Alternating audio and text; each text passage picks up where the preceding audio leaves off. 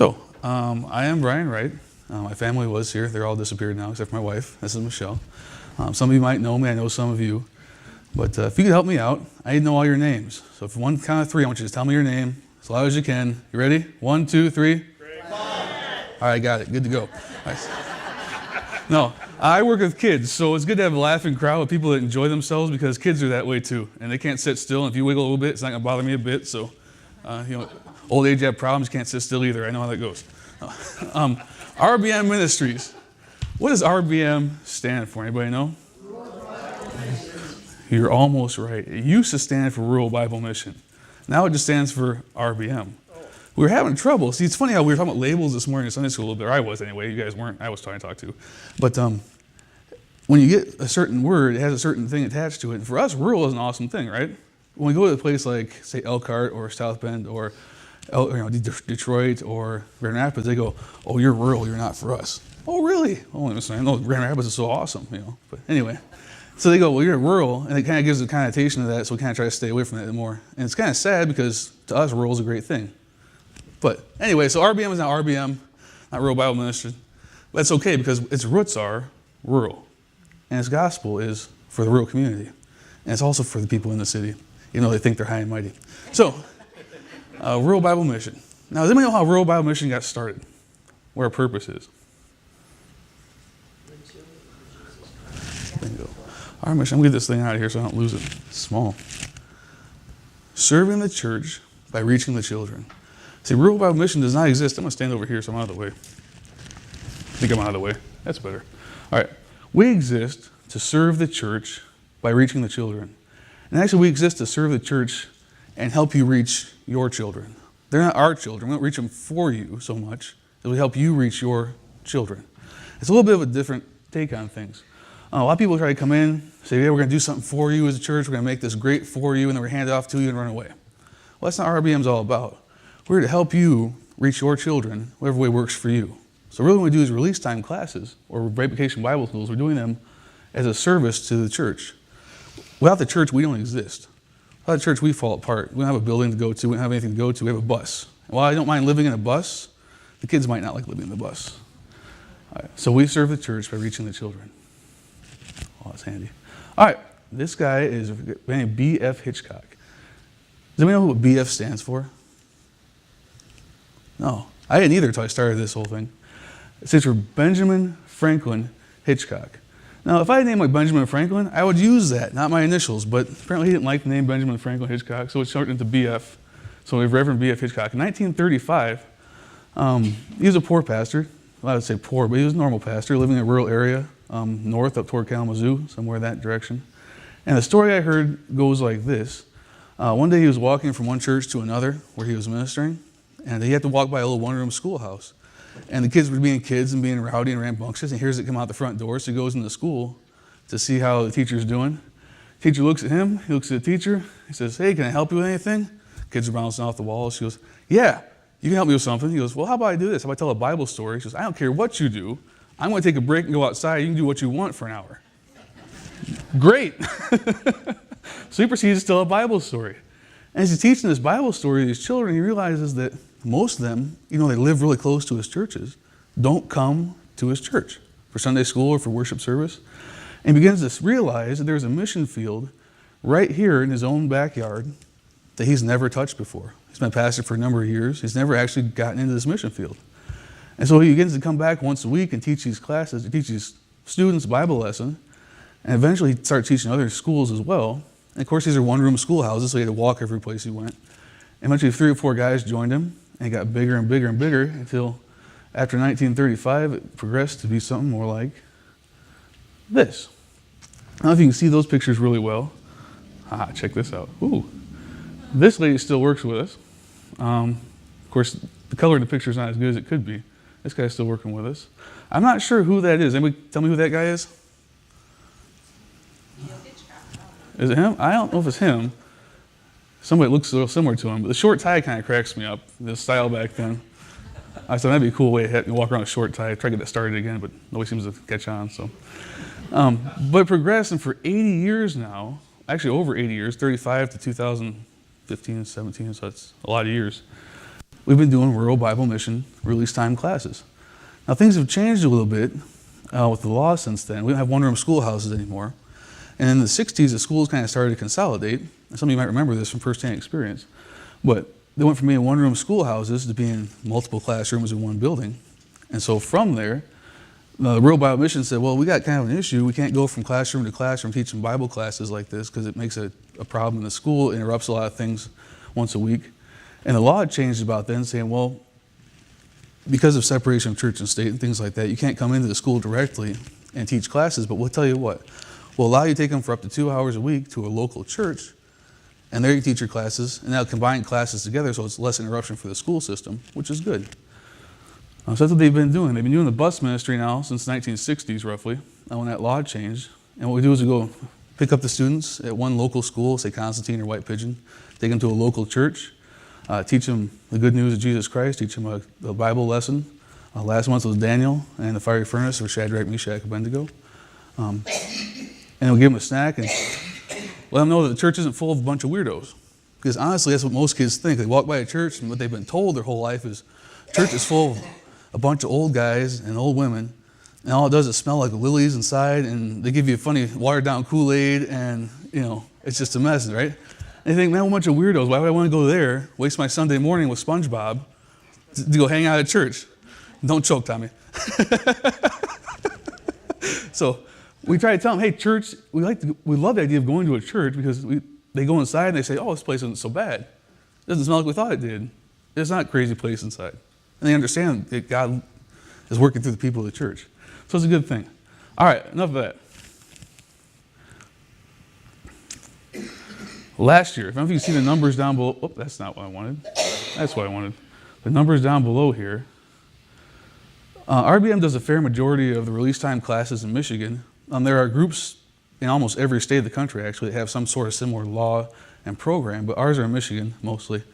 We had 2,169 release time Bible classes last year. That's almost 2,200. And see, the ones I volunteered for last year actually didn't count toward that. So I bet we're over 2,200 classes we did last year. And it's 7,300 children we've touched with Jesus Christ.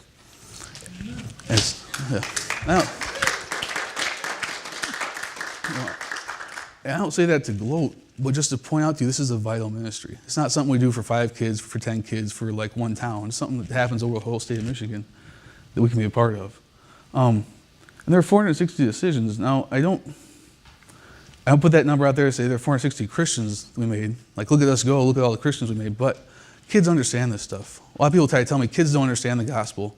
Kids don't understand Christianity. Kids don't understand religion. Don't bother with them because they don't understand it. Wait till they're 18. No way. They get it. And you guys see the buses up there. It's the same old buses and the same old thing. That leads us to this. With all those kids we've touched, even the buttons, come on. With all those kids we've touched, there are about 612 school districts in the state of Michigan. We work in about 170 of them, 169 of them. That's how big of an opportunity there is out there for growth. We're always looking for new missionaries. We're always looking for new people who want to come and help, who say, I can do this, I can teach kids, I can act like a goofball for an hour, I can toss out candy, I can get kids to do Bible verses. We're always looking for somebody who can help us because, honestly, that's not even half. 7,300 students is not even half the population of the state of Michigan. So we're always looking for new missionaries to come and help. Now, on a positive note, 13 out of 20 classes are done by RBM. So we're doing over the majority of the classes in the state of Michigan. There are other groups that do them. We do 13 out of 20 roughly. This number, more than 50%. Anybody have any idea what that might be?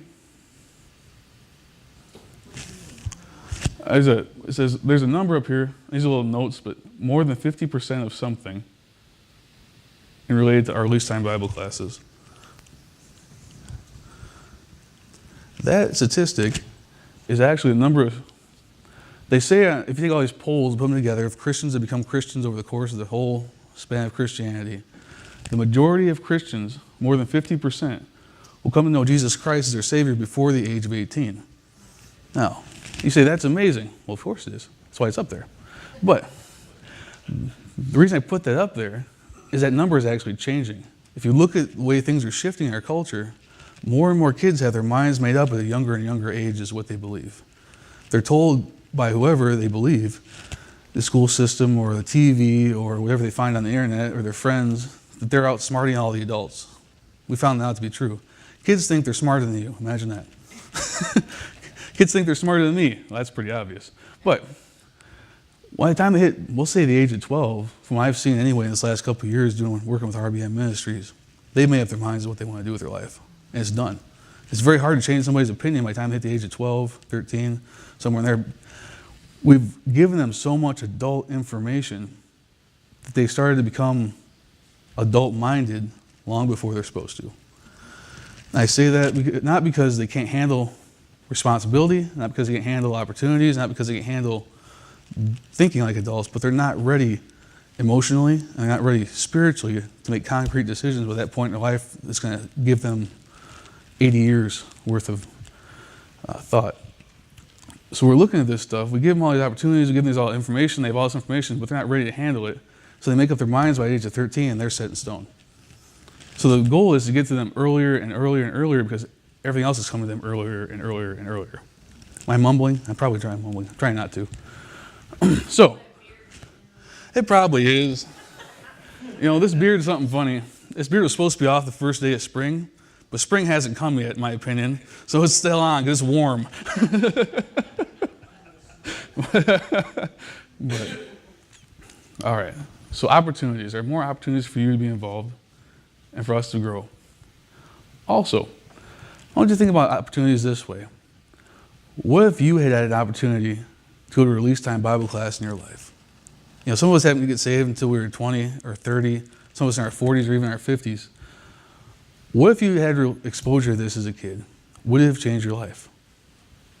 I always give people a chance right here to think about this, and then think about, does anybody have a story about how an RBM release time or vacation Bible school changed their life? Nobody? You want to share it?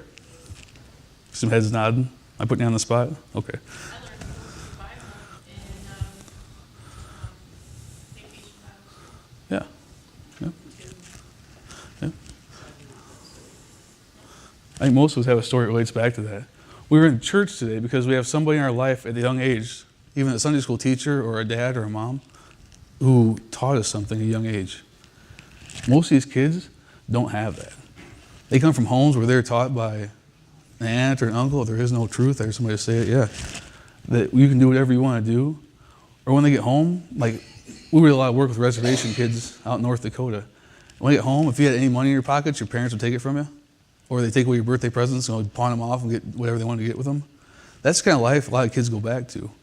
They have no solid foundation to go back to. They are on their own for the most part by the age of 5 or even younger sometimes. They're fending for themselves, making their own ramen, their own macaroni and cheese. And all they learn from them. So, how would it have changed your life or their lives by having this opportunity? Last year, I got a chance to update this slide. It's our VBS from last year. That's something else we do. We do a lot of vacation Bible schools. Sharon Sunday School, we don't do so many in this area anymore. A lot of churches have gone to doing their own, and that's fine. We are a resource. We're not here to push it down anybody's throat. We can do it our way all the time. It's not what we're for. So if you guys have a vacation Bible school or know somebody wants to do one, I'm open for it, but we're not here to jam it down your throat either. This is our office staff. Some of you might know these guys, you might not. They're really hard to see in this picture. Our new artist, this guy is awesome. His name is Santiago. He's from Mexico originally. And he's updating all of our visual aids and visual props. Now that's a chore because our visual aids room is probably about 3 or 4 times as big as this sanctuary. And it's stacked floor to ceiling with shelves and boxes of all our visual aids. We have 7 years of rotation. So there's 7 times, say 50, well, I mean 7 times 30 for every individual lesson. So you got a lot of artwork to be done. This is Darcy Goodenough. I'm not sure what Darcy does, but I know it's important. because every time I ask somebody about something, we'll go see Darcy. Okay, so Darcy does a lot of stuff. This guy's name is Rick, and his son's name is Rich, and he's up there. His head's cut off. Rick and Rich are actually both Richard. So when you first walk in as a new guy, and you say, I need to talk to Richard Smith, which one? junior. Well, technically the older one is junior, and the younger one's the third. So I ask for junior, I get junior, and when I ask for, anyway, it's like, I finally got it figured out. I'm a little slow, but I figured out. They are visual arts guys. They do a lot of the editing, putting together the paperwork we have. There are some great guys to work with. And you can't see Tim Cornish. Tim is another guy that does a lot of things, wears many hats. He'll do release time Bible classes in a pinch if you need him to. In fact, he's doing about 4 or 5 of them this year because we have a lady down for sickness. But he also does a lot of the visual aids, the building of the visual aids, and managing the volunteers and other things like that. And he's an avid bird watcher, but that's not here or there. Oh, those people. Hey, there we are finally. That guy with the mustache, my evil twin. This is the Wrights, and I grew up, a little bit about me. I grew up just down the road on Bear Lake Street. I started life there. When I was 3rd grade, I moved my mom's family's house, which is on Shavehead Lake Street. Went to Constantine High School. Grew up with RBM. I was actually saved under an RBM Vacation Bible School at Montville Bible Church when I was 6 years old. So it's very near and dear to my heart, this ministry, and doing this. Went to Moody Bible Institute for a little while. Did not graduate, but I went there and took a trip, fateful trip, out to Washington State to see some of my friends right after college, and met this lady here, and was lucky enough that she said yes to marrying me. And I think she must have been delusional at the time, but it's okay. So we've went across the country how many different times? I think we moved about 8 times, and we've been married 12 years now. So, but that's Michelle. Michelle was born in Southern California. Moved to Washington, moved around a lot before that. Her dad was a pastor. We helped struggling churches get back on their feet in the Southern Baptist Convention, so they moved from California, South Dakota, Montana. Where else? Am I missing something? Well, in several places within each state. Yeah, it was in several. So mostly on Native American reservations. I'm starting to mumble more, aren't I? Coffee's kicking in. Okay. And so eventually moved to be with her grandparents in Washington State, and that's where we met through a mutual friend of ours we call Squirrel, very affectionately. He looks like a squirrel, and we laugh about that all the time. But his real name is Nick. So Nick introduced us. We ended up dating for about 2 days and being engaged shortly afterwards and getting married about 2 months later. So yeah, it lasted 12 years. We have 3 kids, Emily, Abby, and Brandon. And those 3, you'll see them running around downstairs or being crazy wherever they're at. And they get into all sorts of things. And they take after their mother. They look good and they act like me. So,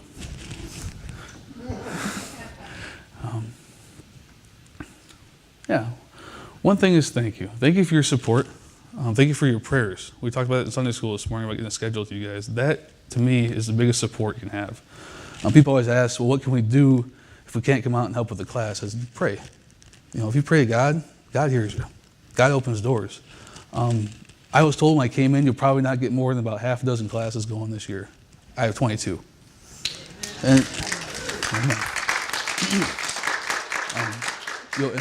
And praise the Lord for that. I walk into the school, and I say, here's what we're going to do. They say, yeah, we used to have a guy that did that. I said, yeah, I'm a new guy. I said, great.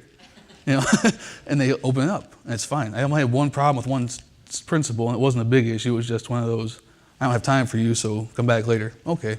You come back about 4 times, finally like, okay, you're not going away. Yeah, I know. But, so pray. Pray for your schools. Pray for, especially in this area, Marcellus, Cassopolis, places like, close and dear to you guys that you know of, that you know the kids there. Pray for them by name. Every time you see a school bus in the morning, instead of getting frustrated and thinking, man, I'm late for work, I'm trying to get to the grocery store, the school bus keeps stopping in front of me, take that 5 seconds or 5 minutes or 10 minutes, however long it takes to get the kids on the bus, and pray for RBM. Pray for the school kids. It's a big deal. It really is. Are there any questions for me? We're getting close to the end of time. Yeah, you had the one stat up there about 50%. Yeah. Accepting Christ under 18. Is that percentage going which way? It's going greater, not because, like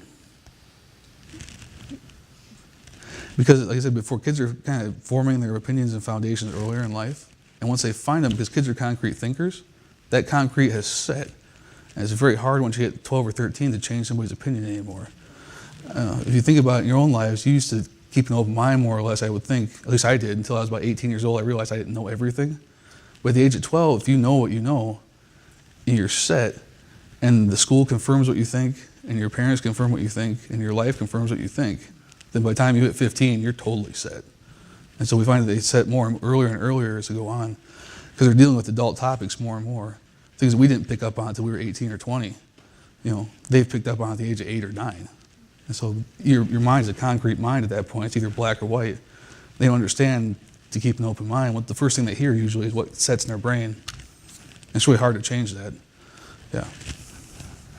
This church used to have really big summertime RBMs. Good.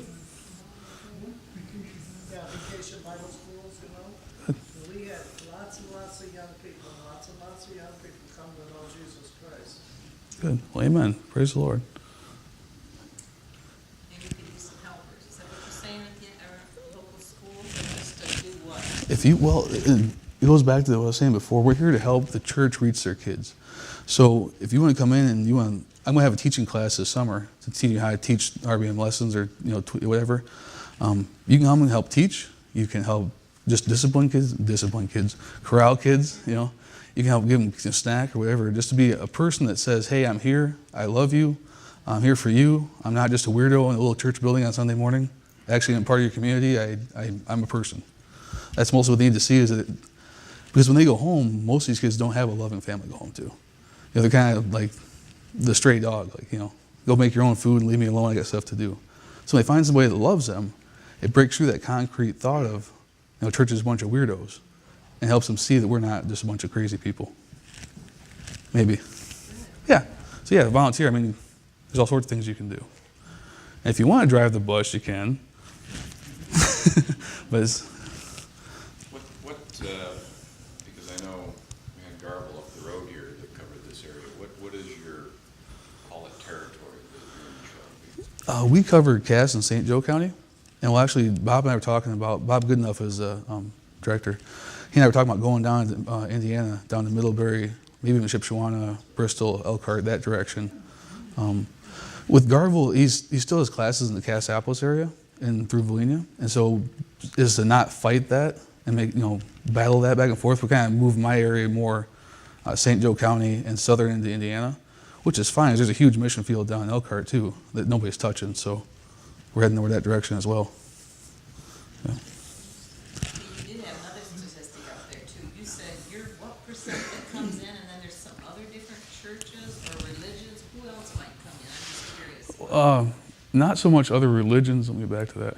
They're pretty straight. Here, we do 13, there are about, say for every 13 out of 20 release time classes are conducted in the state of Michigan, we do about 13. And then in the school districts, there are about 612 districts. Now that changes every year, it kind of fluctuates to get combined or separated. But we do about 169, 170 of them. So there's plenty of opportunity for growth, expansion.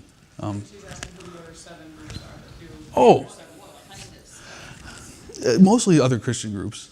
So it'd be somebody similar to what Garble would do through a church, local church, or another local church. And RBM's policy has always been if a church is doing something, to kind of let them do what they're doing and find other places to go, because there's plenty of places to move into. So. I know in prisons you get Muslims come in, Witness comes in. I'm just curious. I thought maybe that's what she was getting at. Not yet. We haven't seen that yet. Now, I don't know if it's because they don't understand how it works or what, but so far, the Lord has kept other things out of the school, and we are the only ones, as far as I know, that are doing a class like this in this area anyway, in Michigan, Indiana.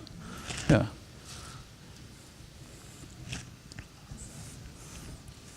My girls used to go to RBM, where Garble was. Yeah.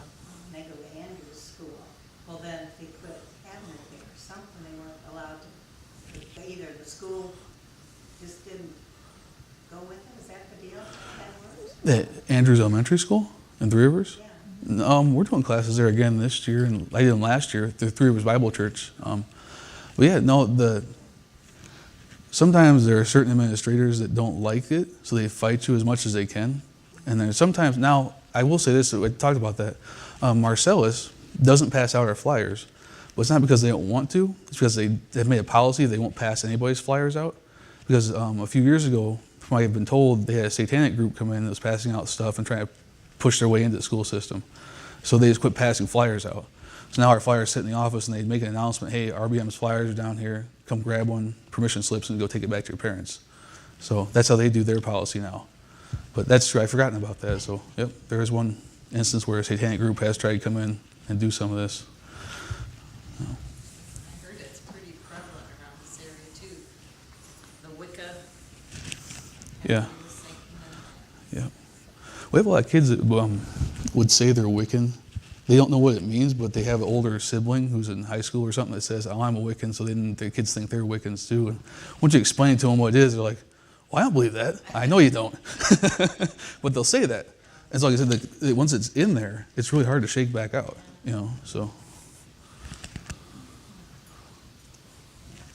Any other thoughts or questions? How is their financials going with RBM? Financially, are they getting enough support? Yeah, I think overall, they're, Too much, I suppose. you can never have too much. So it's hard for me to tell. It's my first year doing things. So I don't know a lot of the budget type stuff, but my stuff's going good. It's coming back. There are still a lot of churches that are faithful to get back in. A lot of it's, you know, I don't know, not politics, but paperwork. You know, just a matter of getting the budget meeting on, you know, when it happens, then it just takes time to get back up and going. So this area is doing well. Overall, as RBM, I think is doing well. They just have pushed for more. Yeah, praise the Lord. It's going well. So, yeah. Cheryl. So is it a 2-hour class out of school once a month? Essentially, well, you're allowed to have 2 hours per week, essentially, but we do it once a month. And usually I try to do an hour and a half, so I have a little bit of leeway in case the bus happens. We had problems last week at Colon where the bus wouldn't start back up, so I shipped the kids back one at a time in the van, you know. But you leave a little leeway, so about an hour, hour and a half, once a month. So, yeah. All right, who's ready for the sermon now? No, I'm gonna leave before I die. Well, thank you. Thanks for the opportunity to share with you guys. Sorry Pastor John wasn't here, but I'm glad I could step in and show you what's going on. And we're still here and kicking, and we're doing a good work. So thank you for your prayers. Thank you for support. It means a lot to me. So.